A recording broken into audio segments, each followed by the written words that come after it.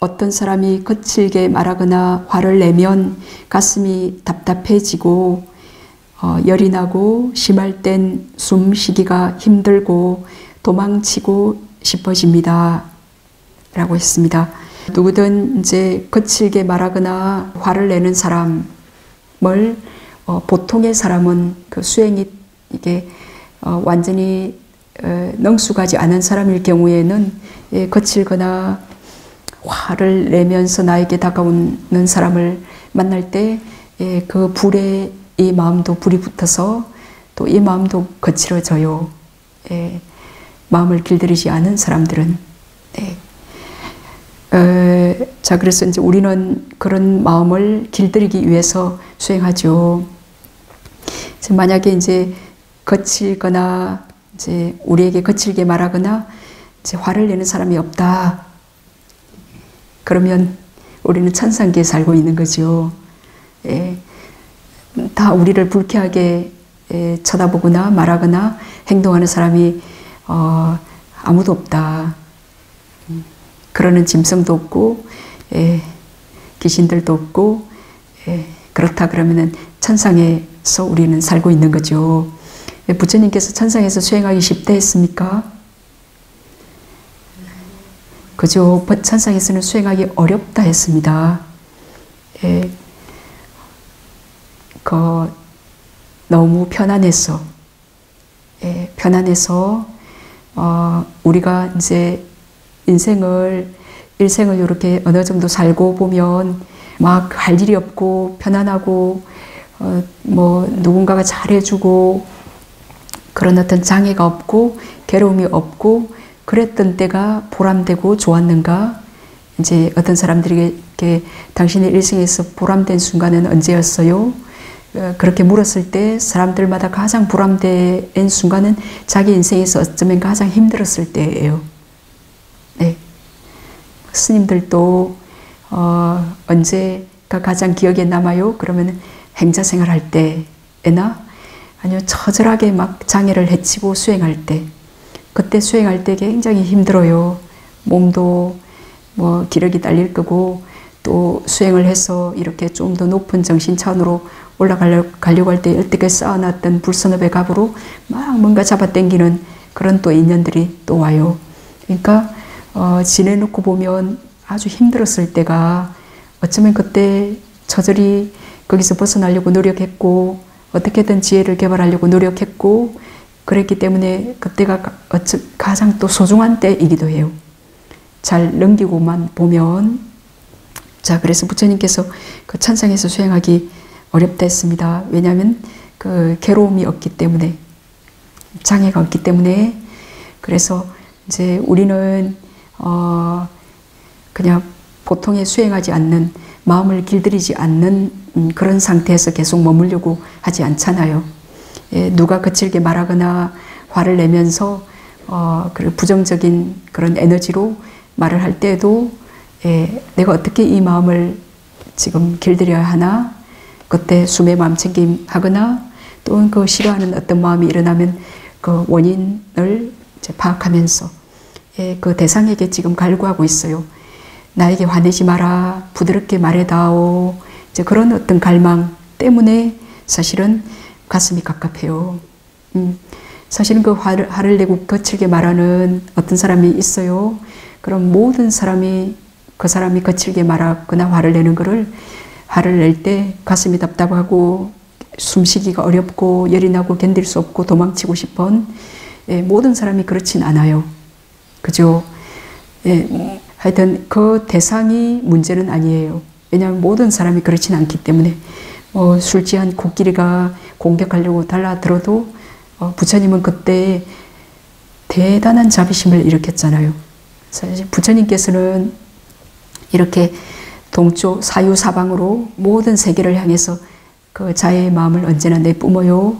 근데 그 술 취한 코끼리 날라기리가 그렇게 부처님을 향해서 막 미친 듯이 이렇게 달라들 때 그때 사방으로 향했던 부처님의 자애심이 오직 코끼리에게로 오직 코끼리에게 집중했어요.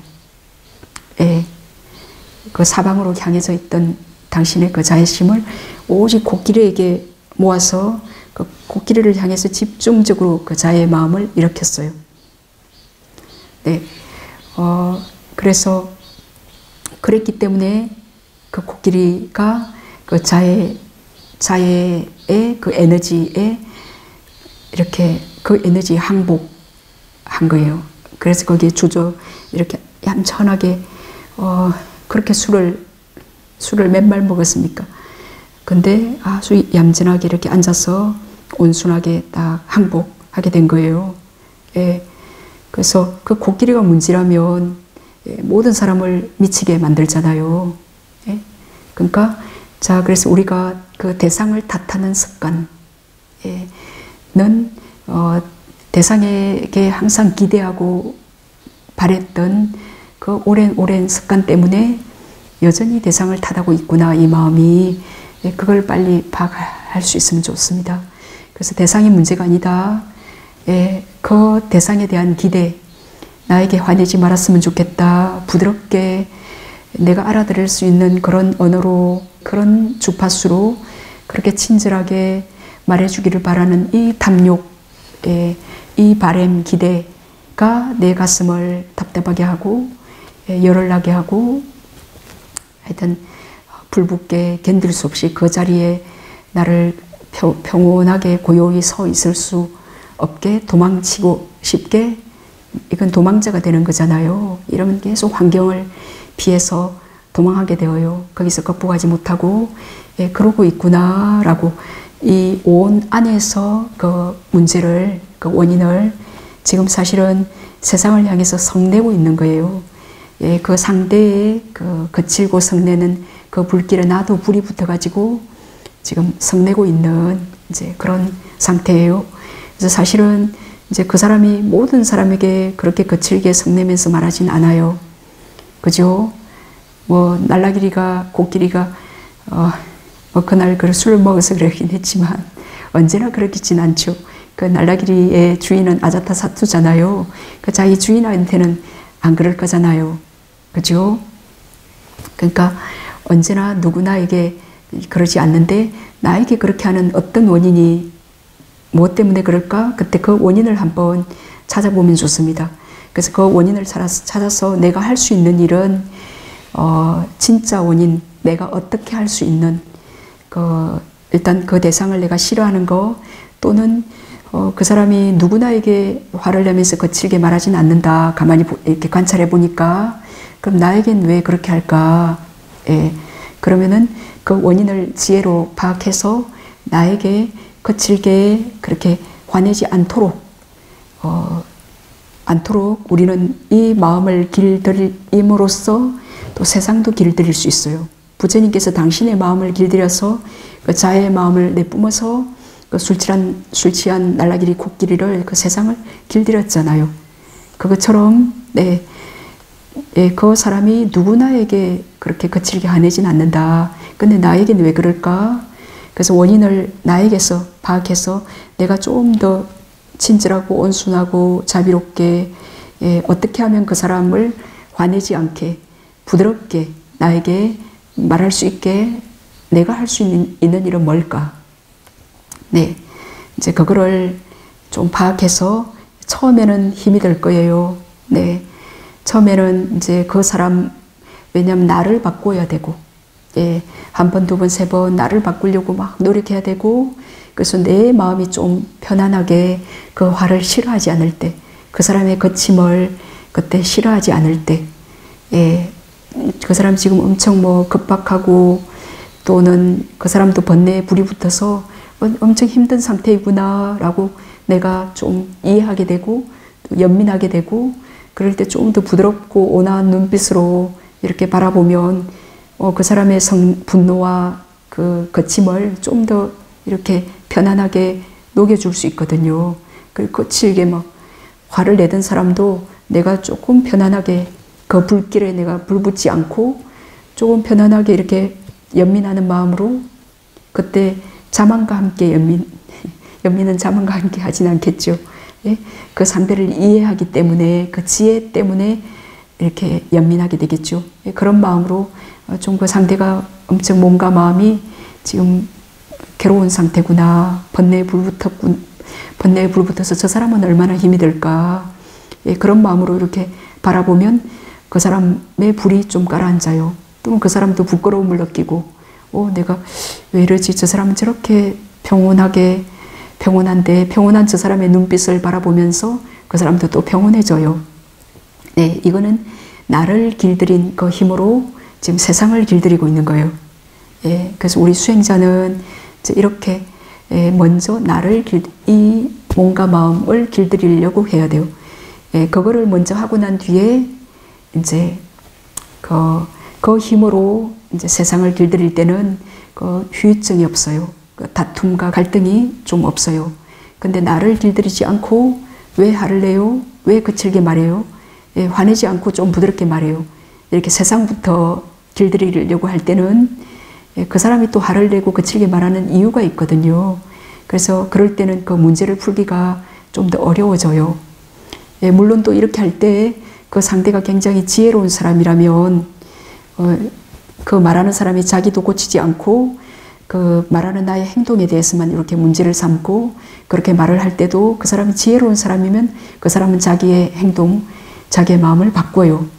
근데 그 사람이 그만한 지혜가 없을 때는 또 요 상대의 나를 화나게 한 그 원인을 갖고 이렇게 또 자신을 바꾸지 않을 수 있기 때문에 내가 할 수 있는 일은 내 마음을 바꾸는 것 가능한 일이지만 바꾼 내 마음으로 내가 자유롭게 이렇게 보더라도 또 나의 자애의 힘이 거기 가닿지 못해서 부족해서 또는 그 상대가 우둔해서 그것에 감응하지 못할 수 있어요.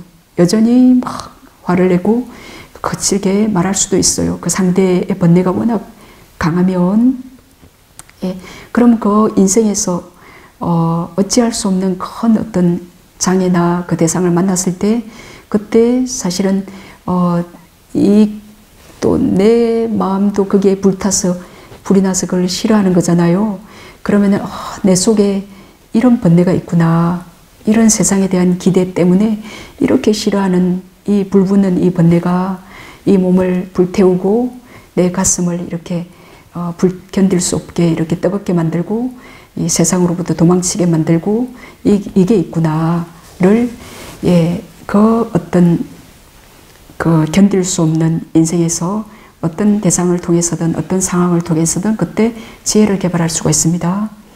그렇게 좀 일찌감치 지혜를 개발하면 우리가 젊었을 때 고생은 사사한다고 우리가 어렸을 때 만약에 어떤 아주 거친 부모 밑에서 그렇게 거칠게 대접을 받으면서 그때 어떤 한 지혜가 일어났다. 그러면 그 사람은 어지간히 누가 뭐라 해도 그때 이제 그 지혜가 이제 바르게 일어났다면 그 세상 사는데 아무 문제가 없어요. 근데 이제 한 40, 50 되어서 이제 이제 우리가 다 그게 지연 원인이 있기 때문에 그런 인연들도 만나고 그러는 거거든요. 그래서 늦게 그렇게 이제 어떤 인연을 만나면 조금 더 극복하기가 어려워요. 왜냐하면 내가 여태까지 좋은 대접을 받았고 이런 사람은 한 번도 내 인생에서 만난 적이 없기 때문에 내 인생이 송두리째 무너지는 것 같은 그런 느낌에서 내 40, 50년 살아왔던 이게 정상적이라고 생각했기 때문에 저 사람이 너무 이상한 사람이 되는 거예요. 그래서 젊을 때 고생은 사서도 한다는 말이 우리가 좀 더 어렸을 때는 나의 인생, 내가 어떤 사람이고 이제 그것에 대한 집착하는 그 기간이 좀 이렇게 짧기 때문에 어떻게든 세상을 받아들이고 자기를 바꾸는 게 좀 쉬워요. 근데 나이가 들수록 그게 나는 이런 사람을 평생에 만난 적이 없는데 왜 이 사람이 특별한 이 사람이 문제다. 이제 이렇게 되어지면 좀 더 극복하기가 어려운 거예요. 근데 그때 이제 그 대상을 통해서 그래도 내가 세상에는 이런 사람도 존재하고 그리고 지금 늦었지만 이런 사람을 통해서 내 속에 그 세상에 대한 가래 세상이 나를 잘 대접해 주기를 바라는 그 기대와 탐심을 보고 그 기대와 탐심이 충족 안 될 때 이렇게 분노하는, 이렇게 성내는 이런 마음이 내 속에 있음을 보게 되었잖아요. 그래서 어쩌면 그 사람에게 굉장히 감사할 수 있습니다. 세상을 알게 해줘서. 이 욕계는 이 지구상만 해도 이렇게 고통이 있는데 이 사학체에는 그 고통이 얼마나 강합니까? 그래서 사학체에는 정말 태어나지 말아야겠다. 그런 각오도 고통을 겪은 사람만이 그런 각오를 하지, 뭐 천상에 살면 다 되어지는 대로 이렇게 하면 그런 고통에 처했을 때 이길 힘이 없잖아요. 그래서 이제 우리 불가에는 역행보살이라는 말이 있어요. 우리가 이제 상가 공동체 생활을 해요. 이제 우리가 그 우문성가대학에 이렇게 있을 때 그게 몇 년 전이에요. 거의 5년 전이에요. 그럼 그 당시에는 그 스님들이 한 350명 그렇게 됐어요. 그러면은 각자 업이 다르고 너무 다양한 사람들이, 그리고 그 좁은 방에 1, 2학년 때는 한 120명의 스님들이 그 좁은 그 한 건물에서 자고 먹고 공부하고 온갖 걸 다 해요. 그럼 그 중에 역행보살이 꼭 한두 명 있어요. 이렇게 갑시다. 모든 59명이 다 이렇게 이 길이 좋네요. 동해에도 딱 한 명이 전 아니요. 전 이 길이 참 반듯하고 좋은 것 같아요. 라고 이렇게 딱 역행보살이 있습니다. 그럼 이제 저희를 지도하는 그 교수 스님들이나 그런 분들이 그 역행보살, 그렇게 뜻을 거슬리는 그분도 보살이라 그랬습니다. 그 보살, 십지보살이에요. 부처가 되기 위해서 돌을 닦는 보살입니다. 역행보살이라 그랬어요. 그분을. 그래서 그 역행보살이 우리를 수행시킨준다라 했습니다. 그러니 감사하라 라 했습니다. 그래서 그 역행보살, 그런 어떤 사람, 내 뜻을 거슬리고 온갖 번뇌를 일어나게 해주고, 그 대상, 그 보살에게 그 보살의 그 상태를 이해하고, 저 사람은 모든 사람이 참 그 사람을 힘들어하고, 그러니 그 사람은 또 얼마나 힘이 들겠어요. 그러니까 이해하고 또 내가 좀 포용해주고 그 사람의 고통, 그걸 내가 이해하기 때문에, 그죠? 또 무지, 그걸 이해하기 때문에 또 그 사람도 어쩌면 또 좋은 점이 있어요.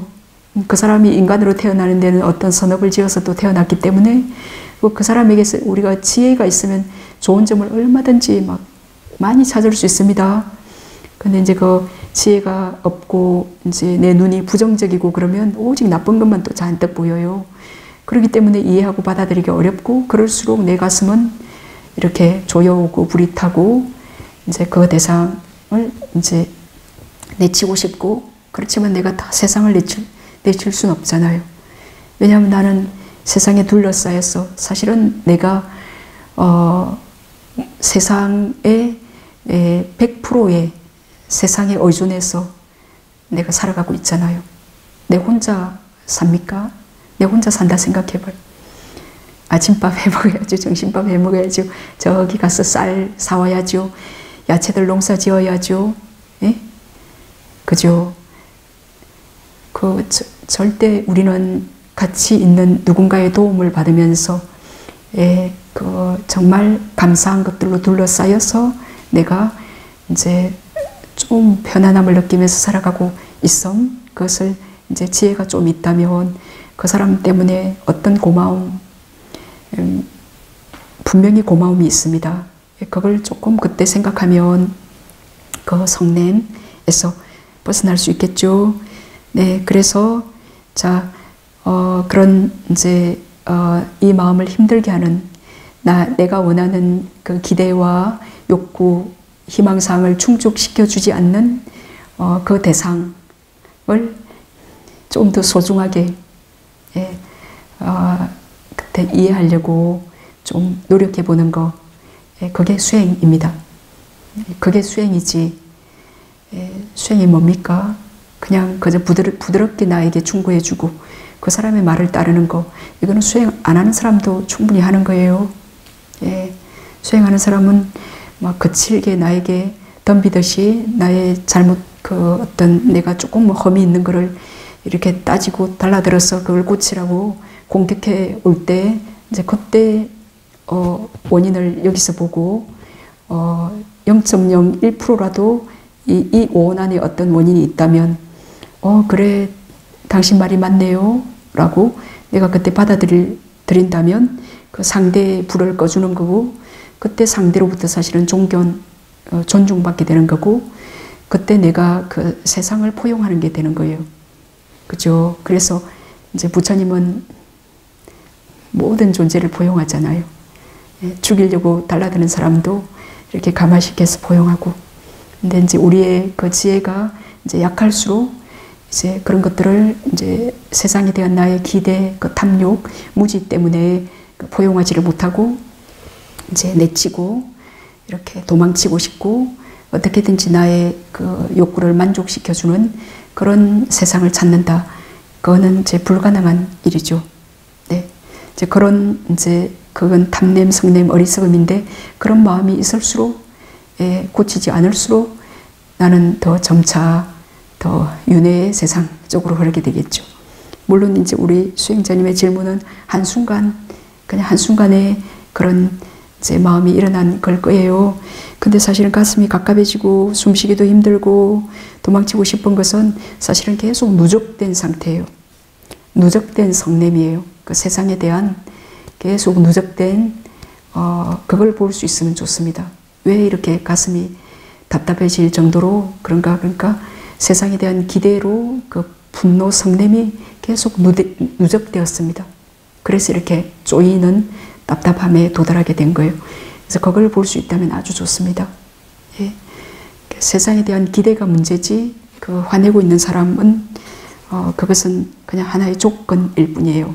요 세상에 대한 기대로 인한 분노를 노출시키는 하나의 조건일 뿐이라는 사실을 이제 냉철하게 지혜는 냉철함이잖아요. 알 수 있다면 이제 그 세상과 갈등하지 않고 세상을 포용하면서 내 세상을 변화시키면서 오히려 살 수 있게 될 겁니다. 우리는 다 그렇게 노력합니다.